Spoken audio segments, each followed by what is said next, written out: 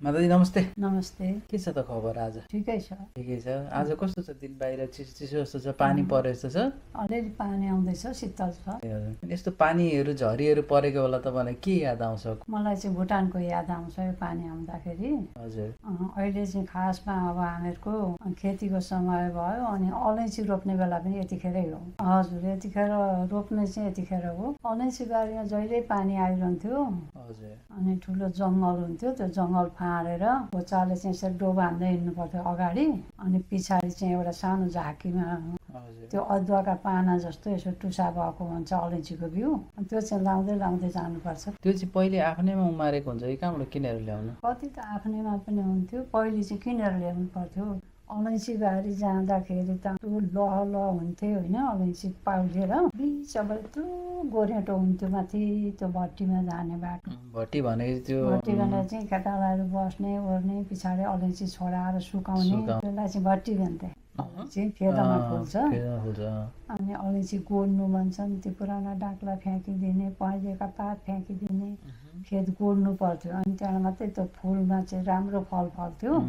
टिप्न खेताला लगायो अरू दिनभरि टिपो, अनि त्यो थुङ्गा भन्छ नि त्यहाँ थुक्पा ल दही थुक्पा दही टिप्नेले टिपिरहेको छ, बोक्नेले बोकिरहेको छ, लगेर रुम लाग्यो।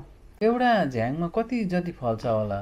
2-4 केजी फल्छ? फल्छ नि, मजाले फल्दा त फल्छ, तर सुकाउँदा अलिक घट्छ। अनि त्यो जति आज टिपेको चाहिँ भरे राति नै छोडाइसक्नु पर्थ्यो।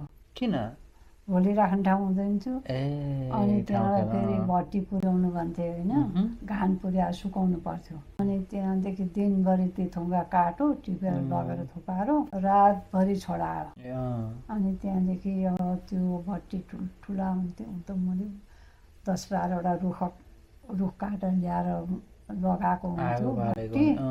अनि माथि चाहिँ अब यता यता गाह्रो लगाएर बनाएको हुन्थ्यो, अनि माथि सरा लगाएर, अनि त्यहाँदेखि मान्द्रो देखाएको छ मसिनो दुला भएको, चाल्ना जस्तो दुला भएको, अझै सानो दुला भएको मान्द्रो हुन्छ, ठुलो हुन्छ त्यो मान्द्रो।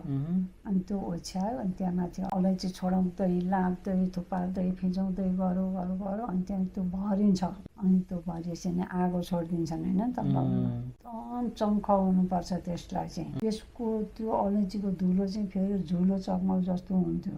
आगो टिप्छ। आगो ठुलो नलाउँदा सुक्दैन, ठुलो लाउँदा जल्छ भने डर। सुकेर चाहिँ यति लामा लामा पुछर हुन्छन् होइन, अलैँची चाहिँ सानो भएर त्यसको पुछर हुन्छ। अनि त्यहाँबाट अलिअलि पानी चम्किँदै 4-5 भाइ लाठेले माथि भट्टीमा कुल्चिन्छन्। माथि तातो हुन्छ होला है काम गर्नेलाई? दरो बनाएको हुन्छ भट्टी, त्यो धुलो तल झर्छ। अनि त्यहाँदेखि राम्रा हुन्छन्, राता चिल्ला हुन्छन् अलैँची। त्यो बोरामा प्याक गरौँ, त्यति गरिसकेर खेताला लगाएर बोकेर घर ल्याइन्थ्यो।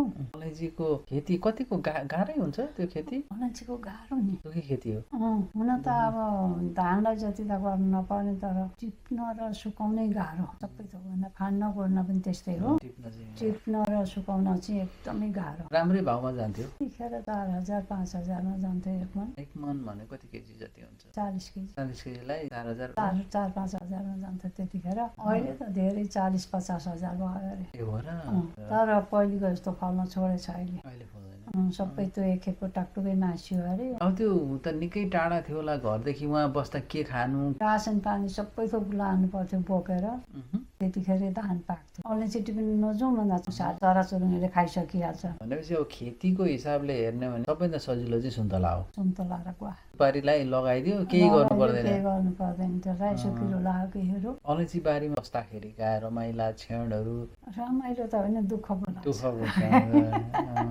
अब बोकेर लगेको सागसब्जी खानु पर्यो, बोकेर लगेको दहीमै खानु पर्यो। खानको त दुःख हुँदैन थियो, काम गर्ने साह्रै हात सबै चिरा हुन्थ्यो त्यो अलैँचीका कसले। अनि सबै फुटेर खुट्टा फुटेर त्यो के हो के तस्कर जस्ता भएर आइन्थ्यो। पन्जा थियो भने पनि त, जुत्ता सुत्ता थियो भने पनि धेरै सहयोग हुन्थ्यो नि। अनि तपाईँले यस्तो यो सिमसिमे पानी देख्दाखेरि त्यही अलैँची बारीको याद आउँछ? त्यही याद आउँछ मलाई। अर्थौँ भन्दा पनि रासन पानी पुर्याउन भनेर बिहान भयो, अनि सिमसिम पानी आउँथ्यो, जुकोदेखि केही हुँदैन थियो शरीरमा। पानी परेपछि जुका फेरि धेरै आउँदो रहेछ। त्यो भारी बोकेको हुन्थ्यो कि, यस्तो गरेर भारी बोकेको हुन्थ्यो, त्यो भारीभरि जुकै जुका हुन्थ्यो। ठिकै छ। अब यो ठाउँमा आइयो, अहिले पानी पर्दाखेरि अब त्यस्तो गर्नु परेको छैन, बाहिर यसो हेरो, रमाइलो गरो। यहाँ त स्वर्ग हो। अहिलेका साना केटाकेटीलाई तपाईँले एउटा कुरा भन्नुपर्दा हामी किसानका छोराछोरी हुन्, जान्नुपर्छ, सिक्नुपर्छ, गर्न चाहिँ गर्नै पर्छ, सानो तिनो जस्तै बानी गर्नै पर्छ। आज यो अलैँची बारीको यो सिमसिम पानी परेको बारे गफ गर्यो, धेरै खुसी लाग्यो। अर्को पालि हामी अर्को विषयमा फेरि गफ गर्ने नै छौँ।